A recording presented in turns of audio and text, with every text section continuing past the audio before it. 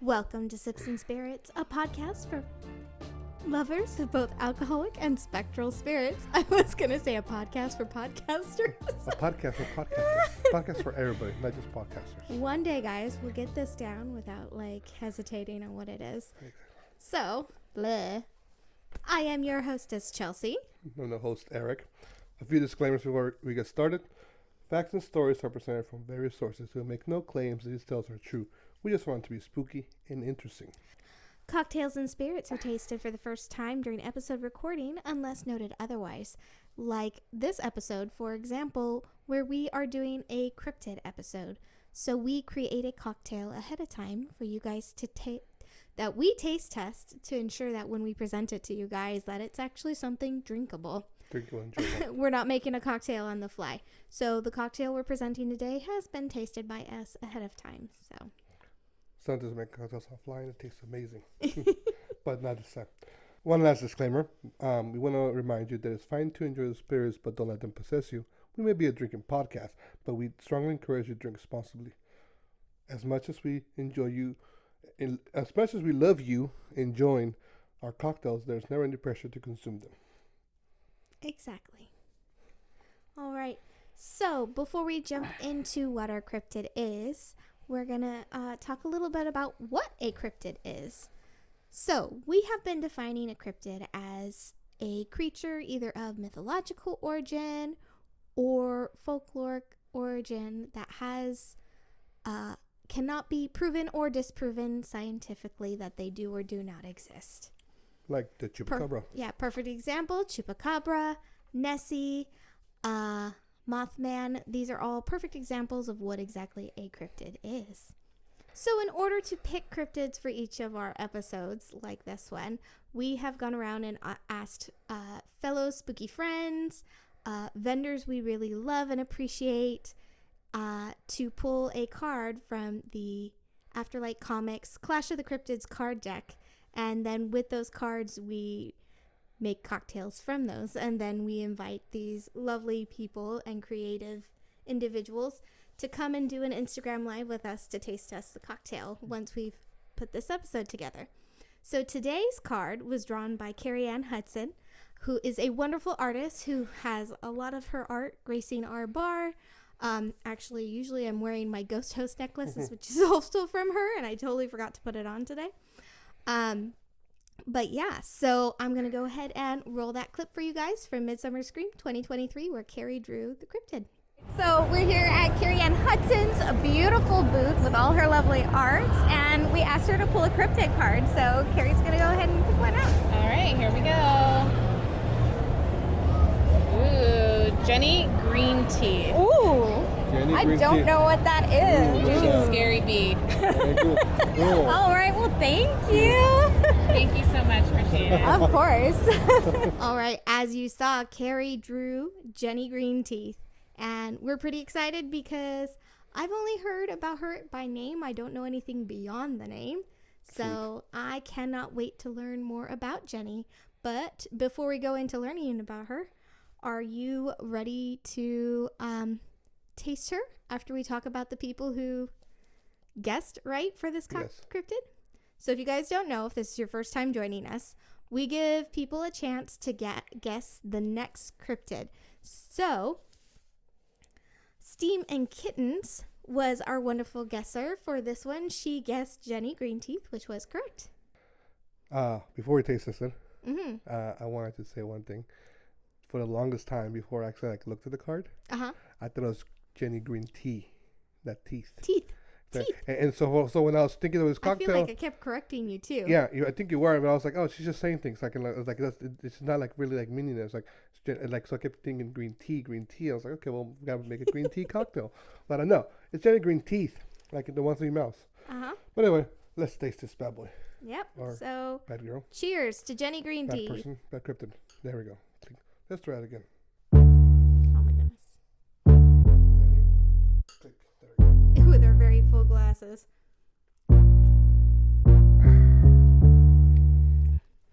Delicious. So we had quite the adventure with Jenny Greenteeth creating her, because we didn't really know where to start. we've already made quite a few green cocktails. And we try really hard to make sure each cocktail isn't like a repeat of another one. We try, yes.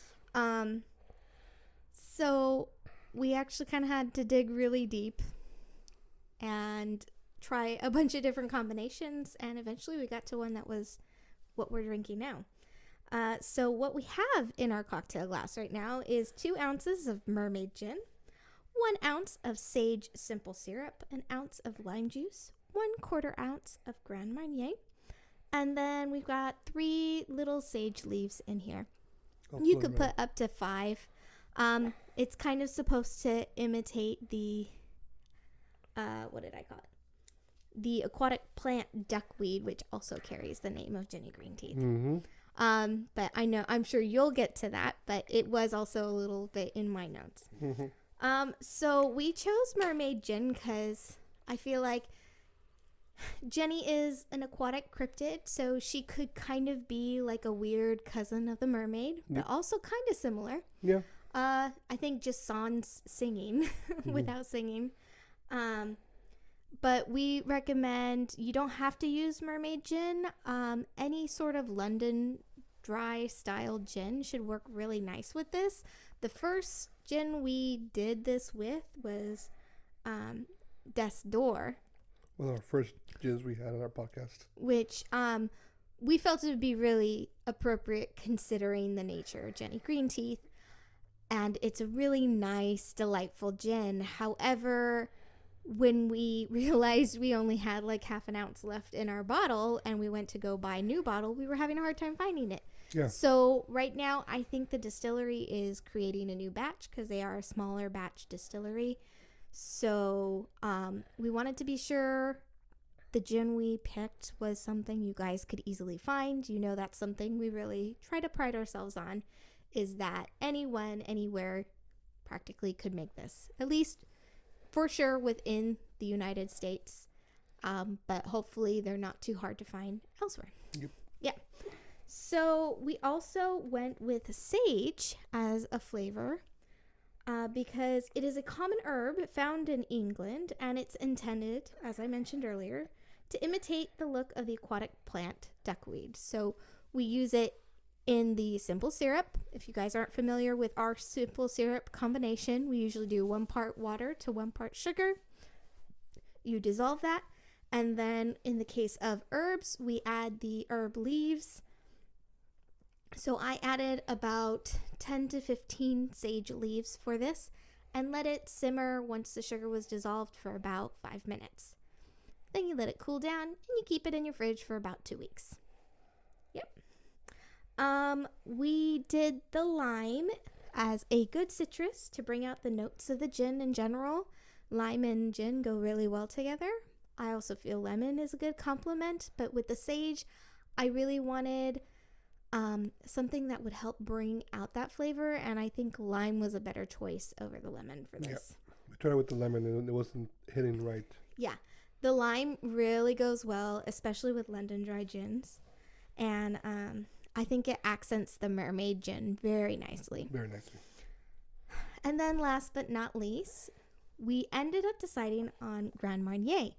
Originally, we were going with dry curacao. You guys have been with us before. It is a liqueur we like to use. It's a little on the pricier side, but it has this very unique flavor. But also felt like it was a little too muted. Mm-hmm. And then again, we ran out of it. Our dry curacao. We ran out of the dry curacao and decided that maybe we would try the Grand Marnier because they're both orange liqueurs. Mm-hmm. And we assumed it would definitely be a different flavor, and it definitely was, but it brought more of a bite to the finishing flavor, and that was actually more of what we wanted. So it was a perfect substitute exchange. And Grand Marnier is very easy to find. You can get it practically anywhere. And the beauty is it comes in as small as the little 2 ounce bottles that you can get, the little taster bottles, all the way to like a full liter bottle, like from Costco. Yep. So You can get it any size. That would be your preference if you don't want to be stuck with a lot, or you know you're going to go through this liquor a lot. Yes. Yeah.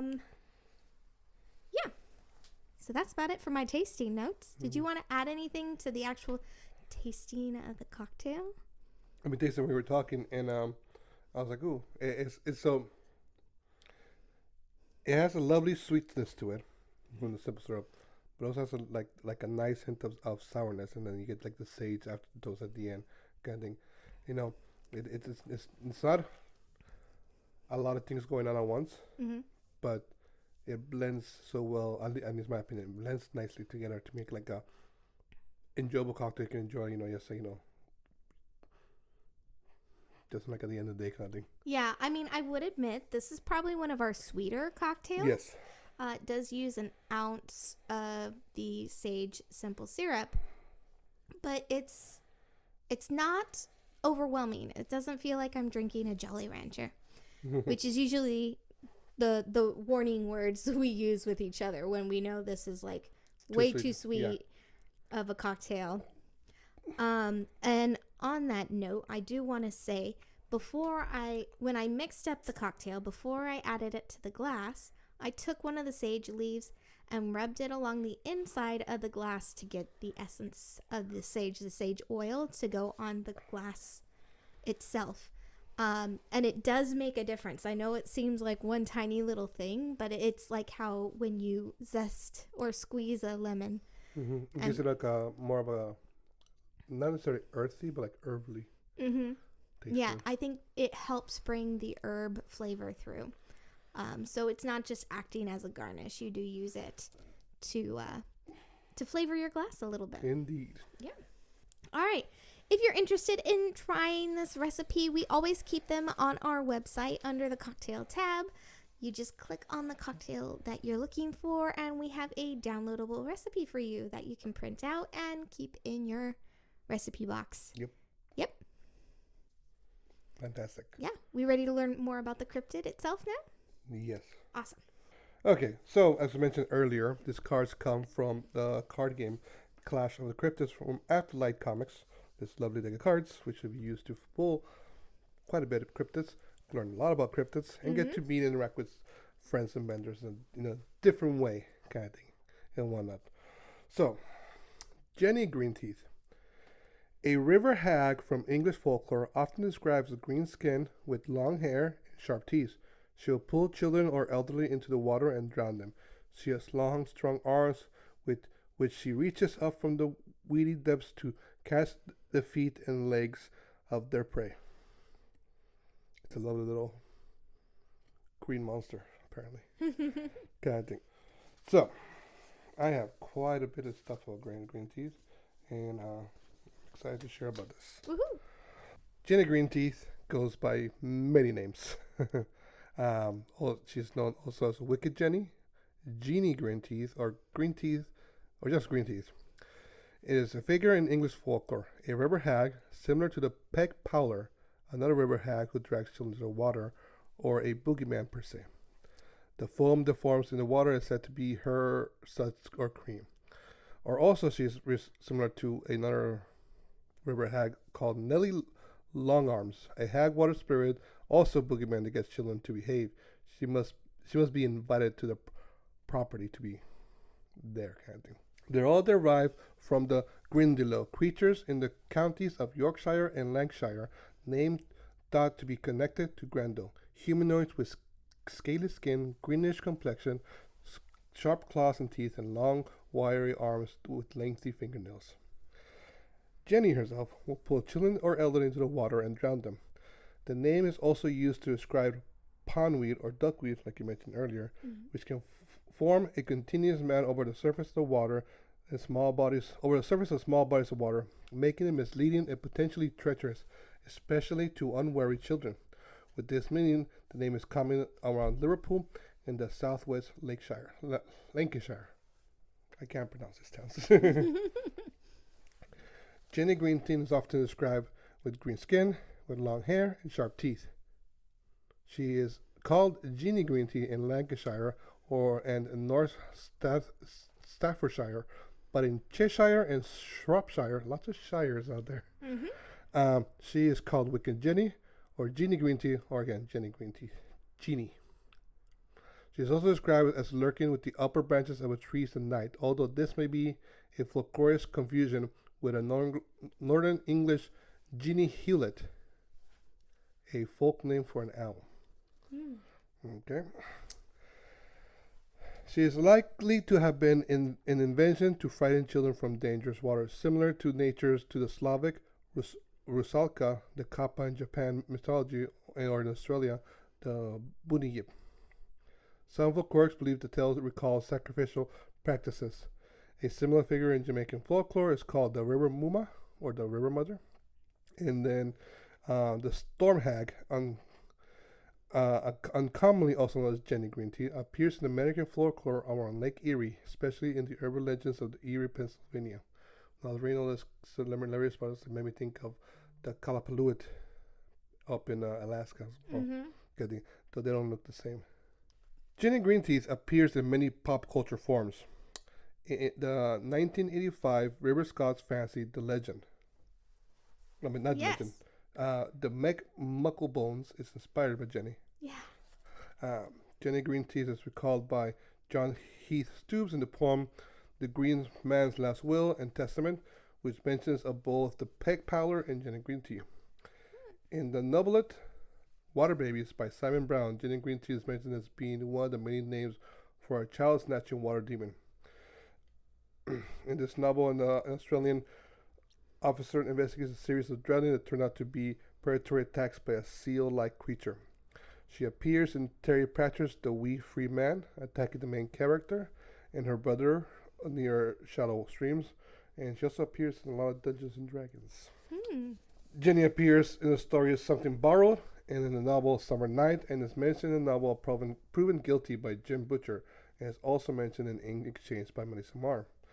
She appears in the story Pretty Jenny Greenteeth by Leify Shawcross. In the sci-fi video game Remember Me, there's a mutated character named Johnny Greenteeth, which is inspired by her.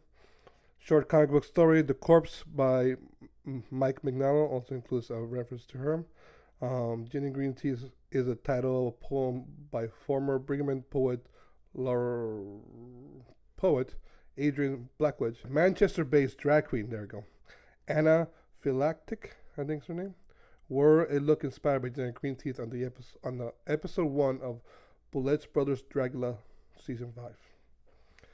The inspiration behind the character of Jenny Greenteeth in the anti-hero of the novella Hubris, The Chronicles of a Tooth Fairy, the author George Haworth portrays her as a cursed tooth fairy whose fate is to punish the local population, turning the teeth of anyone who doesn't clean them green in the night. So I got a little poem about Jenny Greenteeth by Angela Wybrow. I want to say. There's a hag by the name of Jenny Greenteeth. Of human life, she is well-known thief. She waits under the water of the old mill pond for unsuspecting victims to happen along. She claims her victims at the dead of night, when many folks' hearts are full of fright. It is always under the light of the silvery moon, when her terrified victims meet their final doom. The victim won't believe what they're seeing, when from the water they spy a strange being. The victim will think that it's all just a dream. They will open their mouth and begin to scream. She bursts forth from the water with staring eyes, filling her chosen victims with shocked surprise. With her long bony fingers, she grabs at the limbs, then having taken a hold, she drags them on in. Her skin is pale green and her hair is long. Her breath gives us most stressful pong. Her teeth are pointed like those of a shark. Her eyes are large like a coal and are dark. Her reaching arms are skinny as a rake, but unwilling victims these arms do take. With hair like waterweed and very thin face, her appearance makes her victims' hearts race. To the pond's edge most will not venture near. Of Jenny Greenteeth there is a very great fear. The young and the old should take special care, not to venture too near to Jenny's watery lair. With ferocity like that of mighty lion, she grasps her victims with fists of iron. Into the murky depths she drags them down. They breathe their last, and they drown. Ooh. Yeah, Jenny Greenteeth. Very nice. I like the poem. There's a lot of poem. I was like, oh, cool. I don't think we've had a good poem since Pukwudgie. Yeah, I think that's a interesting whole like. Yeah, that had a lot of stuff in there. Yeah. Like, wait, what? There's a lot going on in that one. But I found this one. I was like, oh, that's cool. Let's put it together here, kind of thing. But no. We talked about this before, and when we continue to talk about it every time, the similarities of different cryptids, different stories, different creatures, and their uses on things, kind of thing. Right, and it's like, it's fascinating. It's interesting. It makes sense that you would have, right? I think boogeyman is rather universal, right? Most kids are scared of the boogeyman. Most countries or cultures have an idea what a boogeyman is. Right, and it would make sense that there's stories to warn children, especially to stay away from water. It can be dangerous, especially in this case at night, right? You don't know how deep it is, or if it's actually an edge and it goes down, or if it peters out, has a shoreline, is I think what I'm trying to say. But it's a little too much of a coincidence when the descriptions are so similar. Well, yeah, I mean, like right, I said, in different places. Yeah, I don't know what the Slavic one looks like or the Jamaican one looks like, but I know what a kappa looks like. And looking at a kappa and looking at the picture reference of Jenny Greenteeth, I'm like, yeah, they can be looked at very similarly creatures. Yeah, I look at those and be like, okay, it all seems like it relates kind of thing. It's like, so it makes the whole thing notion of like, are these things somewhat real? Now, as I mentioned, this is used to like tell children not to go close to the water at night. Right. I think kind of like the Kalapalooit is told for children not to go on the thin ice, kind of thing. But also it's like, where do you come up with this idea that it all looks kind of the same or sounds the same and it does the same thing? Right. Kind of thing, It's too coincidental that it makes it more believable that it could have potentially really existed at some point. 100%. Kind of thing. But yeah, no, it's very interesting. And then, I like, there isn't like, besides like you're just telling your kids like not to like go to the water kind of thing, and like the poem itself, like I didn't find like any like legend of Greenteeth kind of thing. But it was cool just to like see how she pops out around in so many different stories, and and not as the main like antagonist or whatever, but she's like around, it's like sprinkled around everywhere kind of thing. Right. I thought the example of the legend. Yeah, I was like, oh legend. my god, yeah. Like Meg is totally what's in my brain, and you mentioned Legend. I was like, of course, that makes so much sense. So Eric just watched Legend. I made him watch it Last year. just recently. I think over the Christmas break. Yeah, it was last year for the first time. Yeah. Ever. And it was a trip. It was because I hadn't watched it in quite a few years myself. But yeah, Darkness was the highlight of that. But I remember being very horrified by Meg. And I was worried Meg would like pop out of our pool. She was so scary. Was your pool very green? No, but just like you think there might be a shark in your pool. It's not possible. But as a kid, like mentally, it's like, well, sharks blend into their environment. It could match the bottom of your pool. Like, especially, I don't know how many people had like the plain white plaster pools like we did when I was growing up. But I feel like, yeah, sharks are, most sea creatures actually have like, they color to look different from above versus underneath, so it was feasible in my childlike mind. And then 100%. Meg was a concern because our pool had these lights, kind of like my parents' pool does. Yeah. So you could change the color, and I feel like we always had it stuck on the green. There we go. So there you go. That's why you think there's a monster in there. At the beginning you said the foam. It could look like suds or cream. Yeah. That was referring to one of the other versions of Jenny Greenteeth. Greenteeth. Where was that? The peg powder. The foams that you see in, like in the rivers, like in the she's it's supposed to be like her cream coming out like I won't say her secretions Mm. kind of thing. So that's what they explain the form and the when you see like at the edge of. Okay. Yeah. And the Chronicles of the Tooth Fairy just sounds really fun. I need Right. to look into that. It does. It sounds very fun. So, yeah, Jenny Greenteeth. I like it. Sweet and simple. Sweet and simple. Not all cryptids have like this like long, prolonged Mm. adventure. Something just like there, like I said, a simple thing like, hey, don't go play with a river at night because Jenny Greenteeth will pull you down and drown you. All right, we ready to We don't play? have that no more. What? Like scaring children. People are too scared to. I haven't heard like children you hear like us elementary children talk about like ooh kind of thing different things and like I don't hear that anymore. No.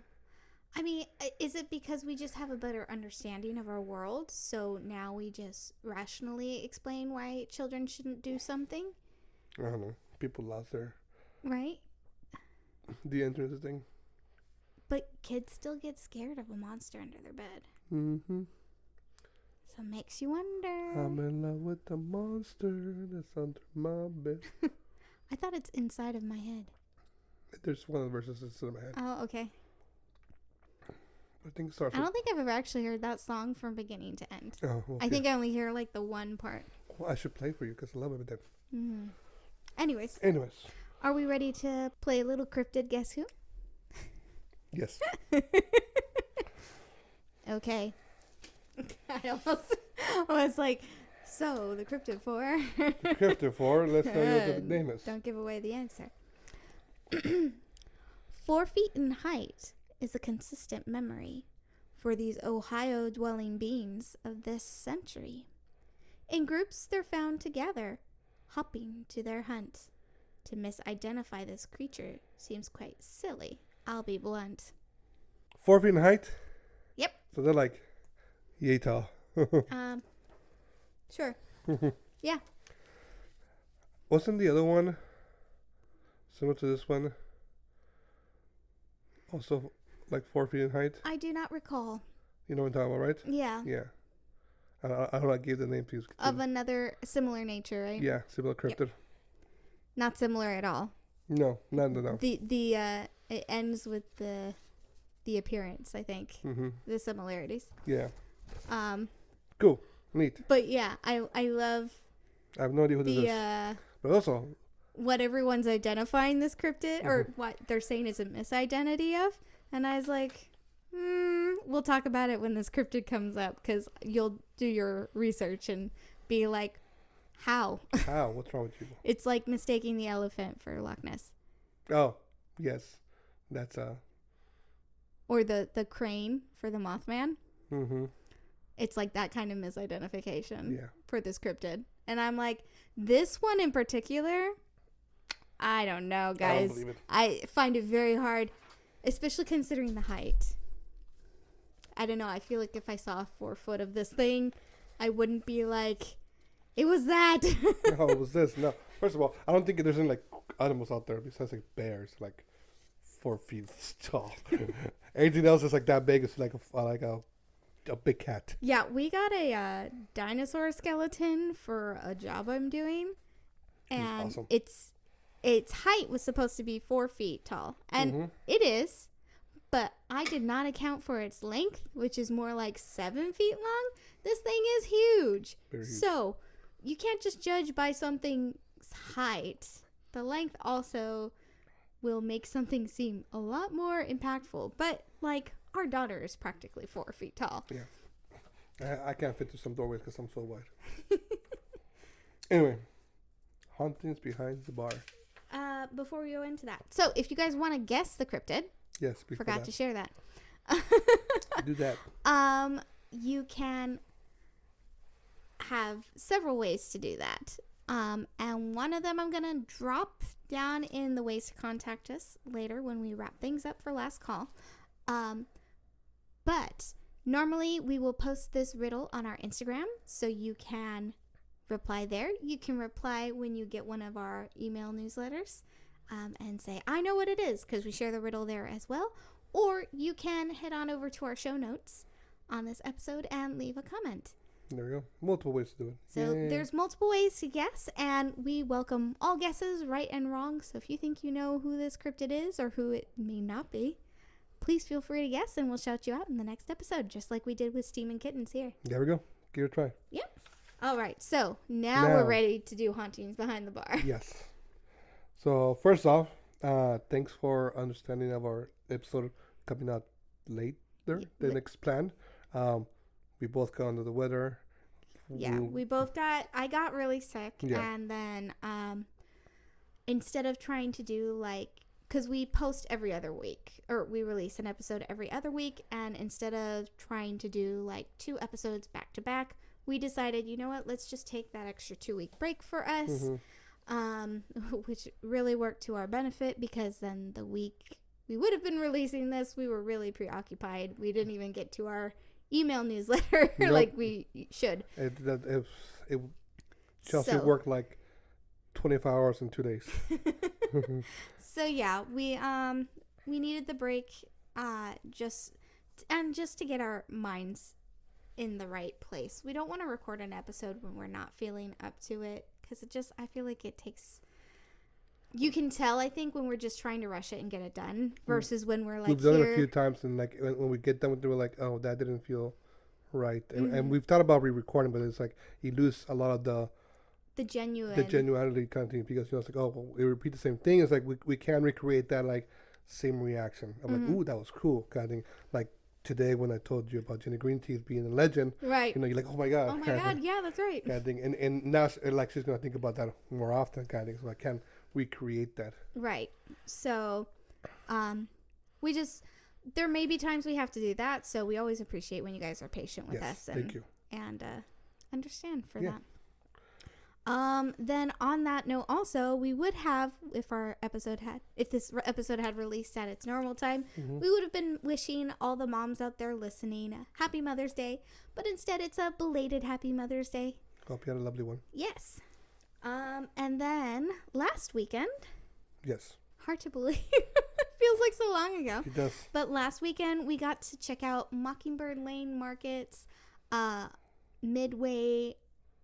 Monster Midway pop-up, and that was really cool. It's really neat for us to find stuff in Northern California.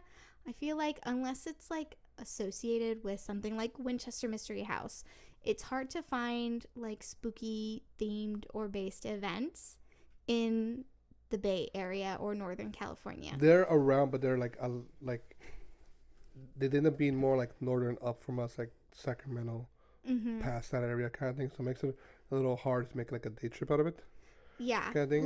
I really want to check out the Oddities and Curiosities Expo, but it's only happened in Sacramento, and it's usually the last weekend of October, and we're usually pooped by then, and it's Sacramento's an hour and a half, 2-hour drive from here, and that's hard for the kids. So it's 2 hours there, 2 hours back.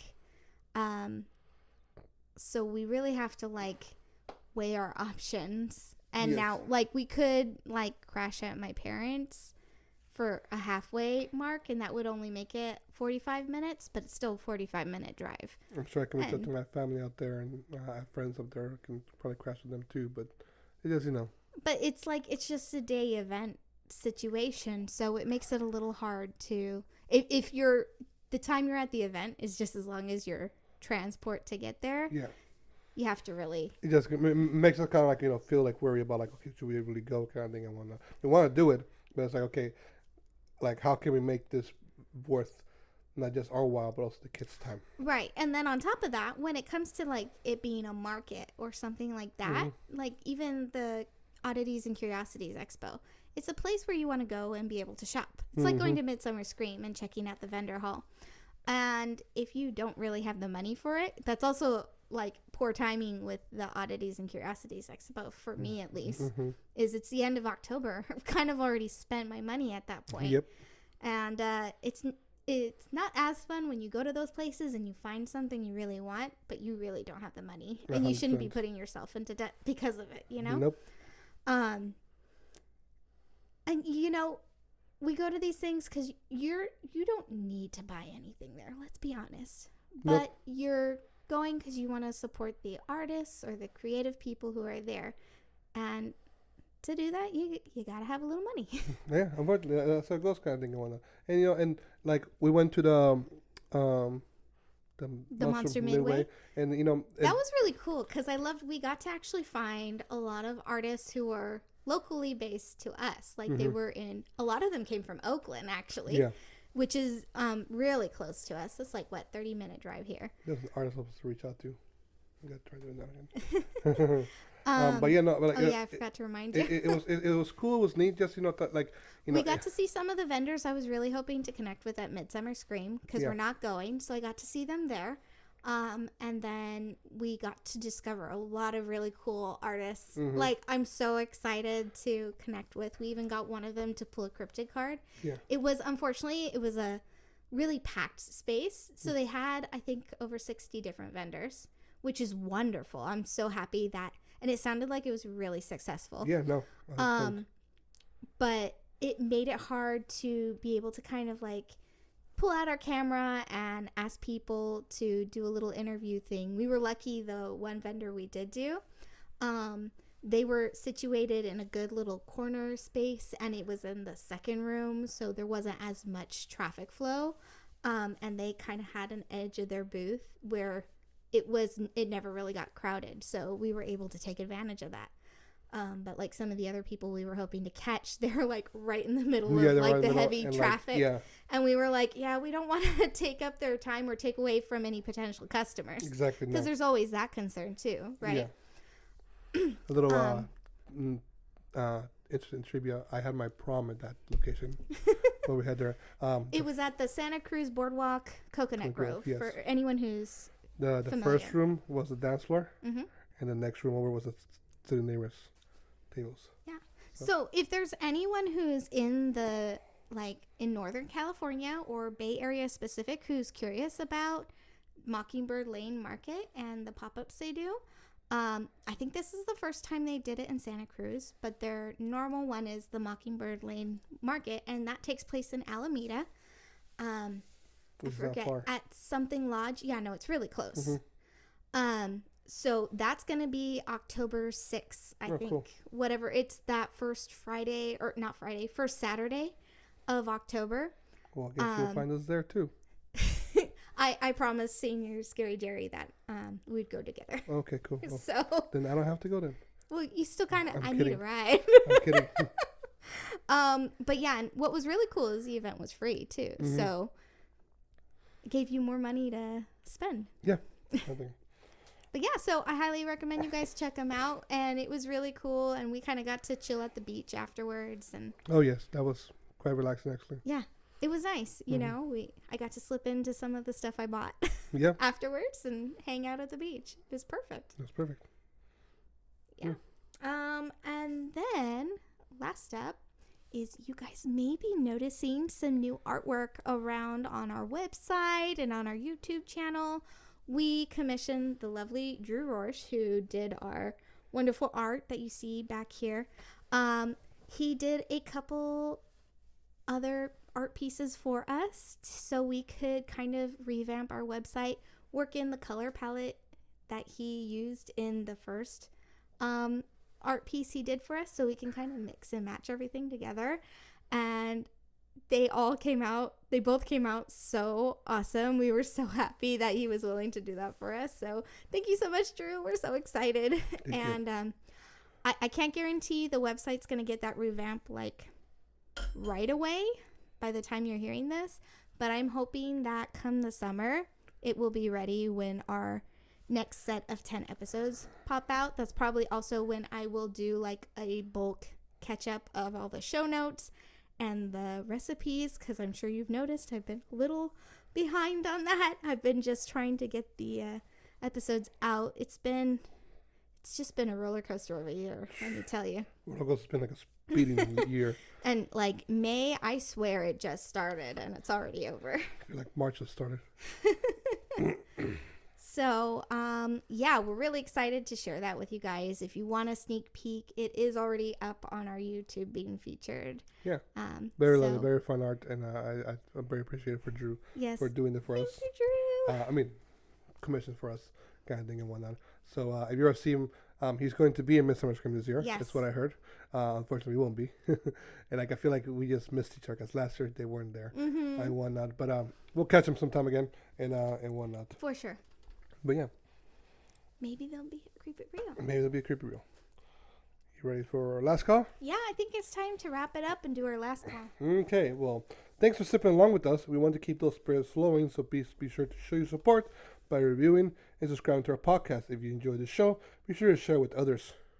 You can find us on all podcast hosts or YouTube, our website, sipsandspirits.com, Instagram, X, Facebook, and TikTok. Well, still last. All of those use the handle Sips and Spirits, so you can find us any which way you search on any of those. If you don't feel like social media, we have 2 new ways to keep in touch. So you Yes. can always check out our email newsletter, sipsandspirits.com/happy-hour. And we email you every week. We don't have an episode, and we're usually really good about that. Like we said, this last week was a anomaly. We've actually been really good with this next new set of 10 episodes. Mm-hmm. And it's a great way to get a heads up on what's new, what's coming to Sips and Spirits. But if you want an even easier way to reach out, you can text us. What? Yeah, that's right. So on your mobile device that has texting abilities, you can go to the episode description and click on the link in the description that says, send us a text message. You click on that link, it pops open your text messenger app, and you can send whatever message you want, and it'll send it over to us, and we'll see it. Does it go to your phone or my phone? It'll go to our account. Oh, okay. It's something very special that our podcast host is offering to Okay, all cool. its users. So we get a little page that shows all the messages. Neat. And yeah, I haven't been able to test because I essentially texted ourselves. So it wouldn't let me like text back. So I don't know if I can text back. But if we do get any replies or questions or anything, we'll be sure to bring them up here on the episode. There we go. Look at that. So I'm really excited about this new feature that our podcast host introduced. Nice. So I can't wait to see if the text messages start coming in, There you because go. that'd be cool. Sounds whatever. We'll reply Yeah. eventually. Good. And with that, Dad, we call ready to close our tab. close our tab. Puta. Ooh, you're toasting the wrong thing. Ready? Cheers. Cheers.